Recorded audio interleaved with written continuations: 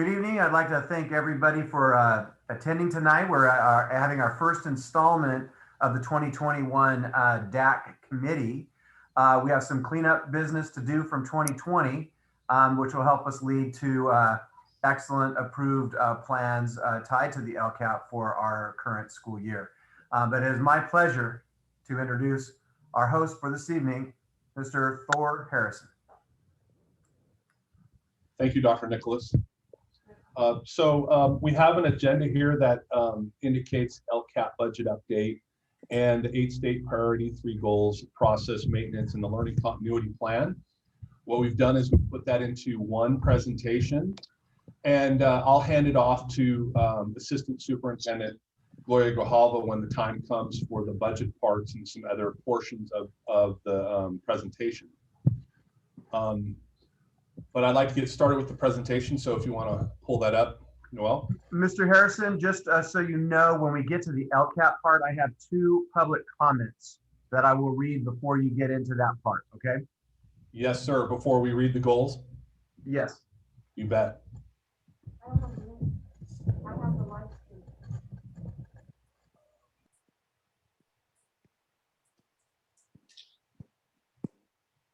Okay, thank you. There it is. So the local control accountability plan, I'm going to give you a little bit of background before we get into the presentation proper. And last school year, when we came into the pandemic, we had some changes to the local control accountability plan. And those changes were they suspended the plan and they replaced the plan with a learning continuity and attendance plan. I'll talk a little bit about that in this presentation. But that plan technically replaced our local control accountability plan, which we brought to the board last year in June anyway, but it was a moot point at that juncture. Next slide.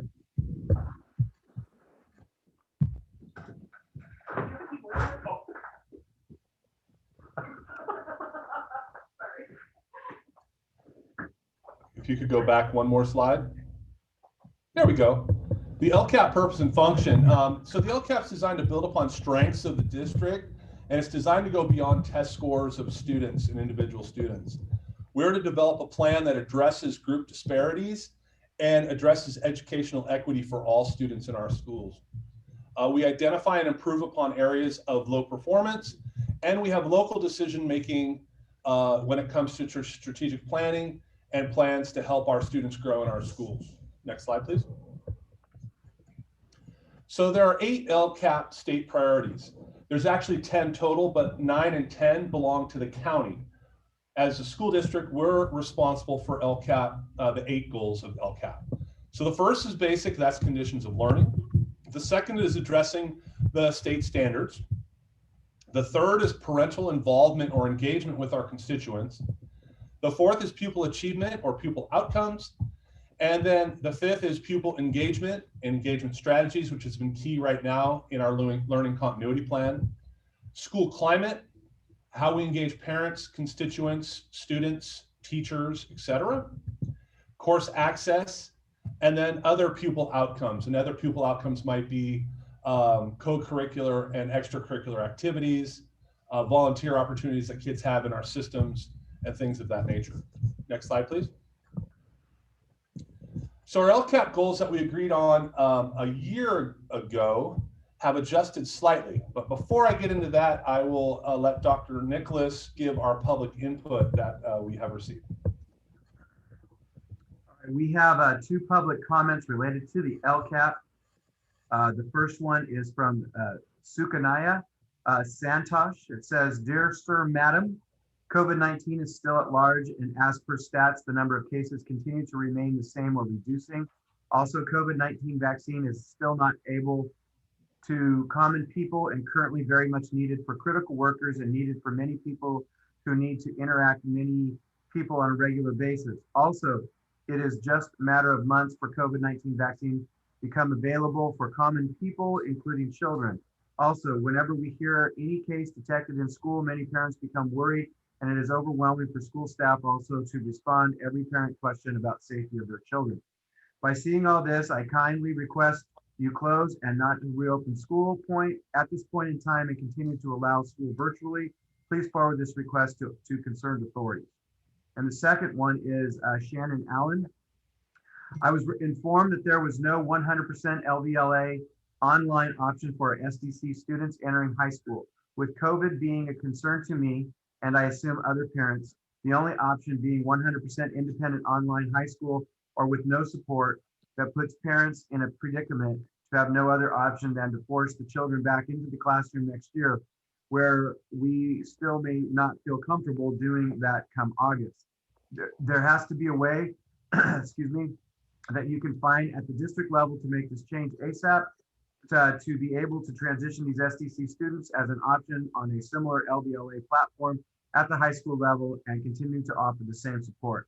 Please look into this if at all possible, because if nothing has been modified with respect to online learning at the high school level due to the pandemic extending beyond 2021 school year, then it needs to happen, all things considered, and as an SDC parent. Mr. Harrison, that is all the public comments. Thank you, Dr. Nicholas. So at the top of the screen, you'll see that it does say LUSD LCAP Goals 2019-20, because these are those goals from that school year. What we did 2 years ago is we came together as a group and we decided to modify our LCAP goals from 5 goals to 3 goals, which allowed us to put together some of our goals that were repetitive and some items that were outdated and outmoded, and we put them into 3 goals. So actually we've had approximately a full year of these 3 goals that we finally came up with 2 years ago. And those goals are systematic closure of the opportunity gaps, which address priority 1, 2, 4, 5, and 8. And if you recall, those are the priorities I went through in the previous slide, the 8 state priorities. And then instruction and curriculum efficacy, which addresses priorities 2, 6, and 7. And then the third goal is 21st century outcomes and stakeholder communication, which addresses priority 1 and priority 3. Next slide, please. So our first goal, I'm going to give you the rundown of our goals, involve professional development, English language development, teaching and reclassification, assessment of student data, UCA to G completion, advanced placement course completion and pass rates, the early assessment program for early assessment of college readiness, increased attendance rates, a decrease in dropout rates, a decrease in chronic absenteeism, and an increase in the graduation rate, and then an increase in the student number of students with a 3.0 GPA or higher, and then a decrease in the number of students that receive a D or F grade in school. That encompasses our outcomes for goal 1. Next slide, please. For goal 2, the plans to implement Common Core and commensurate professional development, decrease the student suspension rate, implement a PBIS at all school sites. PBIS is positive behavior intervention and support systems, or plan at each individual school site and the high school. Communicate survey results, and those might be internal surveys, student surveys, staff surveys, the California Healthy Kids survey that we take every other year, and other surveys that we give to students, parents, and staff on a regular basis. To offer a broad course of study for our students and include PLTW and other CT-aligned courses for our kids and provide as many opportunities as possible for those types of offerings. Goal 3, please. Goal 3 encompasses fully credentialed teachers, sufficient textbooks, well-maintained facilities, parental involvement and communications. That's a little bit of a repeat of goal 2, but this is in a little different vein. And then participation of focus group parents and students. Next slide, please. So one of the slides that I added this year was the learning continuity plan. I wanted to give you a summary of the learning continuity plan that went to the board last June. That plan replaced the LCAP for the 1920 school year. The plan addresses the following: district adaptation to teaching and learning during the pandemic, stakeholder engagement, how we're communicating with our stakeholders about changes to what the CDPH guidance is, what school guidance is, hybrid versus LVLA, et cetera, We had a lot of engagement in the last year. Continuity of learning, how we've maintained our learning for all of our kids. Access to devices and the internet. Pupil participation and attendance rates. And then pupil learning and learning loss mitigation. The mental health and well-being of our students during this pandemic. We've really focused on the mental health and well-being of our students and our staff. We really had a focus in our wellness meetings to address that district-wide. I think we've done a good job with that. School nutrition, which during this whole pandemic, we've delivered school lunches and meals to, it's sometimes the whole community and sometimes all of our students. But one thing's for sure, we've always been delivering the meals, and that has been a positive during this time. And then improved services for foster youth, English learners, and low-income students are all a part of the learning continuity plan. Next slide, please. So the LCAP budget overview, I'm going to release this to Gloria Grijalva. She is our Assistant Superintendent of Business, and she will go through some of the budget items and the categoricals that are involved in the reporting of the LCAP to our constituents. Gloria, thank you. Good evening. So first of all, we have our LCAP budget overview. This was for the 19-20 school year, and in review, we spent about $1.1 million for children listed on our supplemental grant, with our supplemental grants. In addition to the budget overview, we had to report on the learning continuity plan, the dollars and budgets expended out of learning loss mitigation funds and the CARES Act. And in that learning continuity plan, we had $2.1 million that came from both the federal and state government that had to be spent by December. And so we did a really good job using that for learning supports, health and safety, nutrition, technology, and support for distance learning. We also had an additional about $455,000 that we have until September of 2022 to spend. And all of this has to be reported in the learning continuity plan. Next slide, please.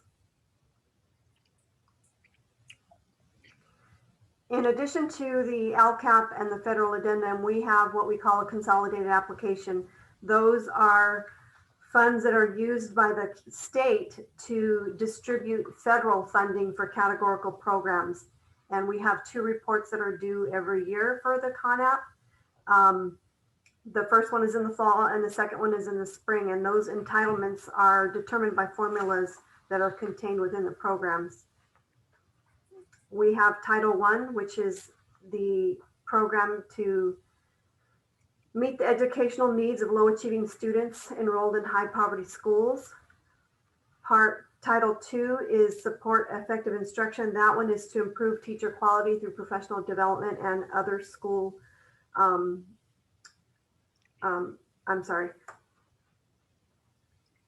another low achieving students, sorry. Title III has 2 parts, the English learners, which is providing supplementary programs to EL students or English learner students, and the immigrant program, which is providing enhanced instructional opportunities for immigrant youth and children. And then Title IV are used to increase the capacity of the local educational agency to meet goals of the ESSA by providing students with access to well-rounded education and student learning and use of technology. Next slide. So this is an overview of the Title I and Title II. For Title I, the allocation was $207,000.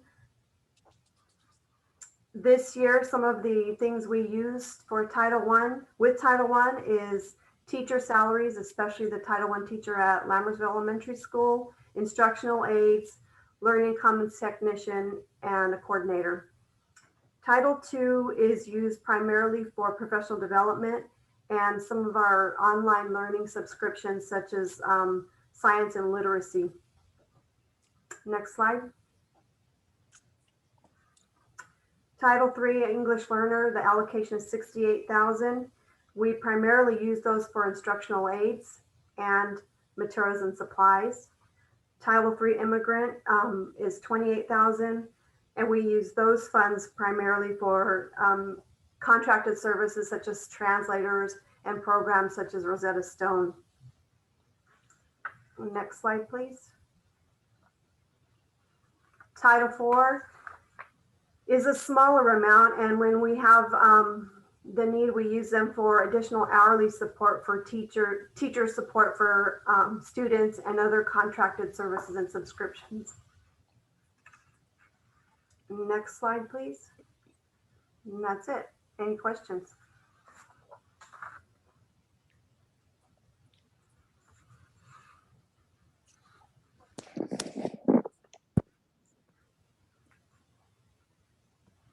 So if I could sum this up, our Lcap goals and our Lcap plan moving forward, like I said, was adjusted 2 years ago, and we had basically 1 year of the new goals that we established. Moving forward from this meeting, we will do what we do every year, and that's communicate with our stakeholders, take input from our stakeholders in regards to the 3 goals, and make sure that that input is reflected in our Lcap plan, which will go to the board in June. That's my presentation, Dr. Nicholas. Thank you, Mr. Harrison.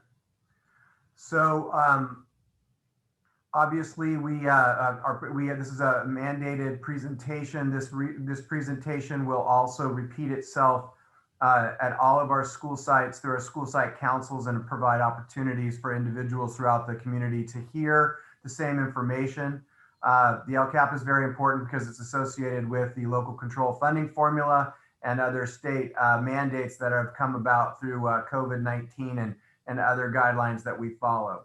So does anyone have any questions related to any of the topics concerning the LCAP or the LCAP budget?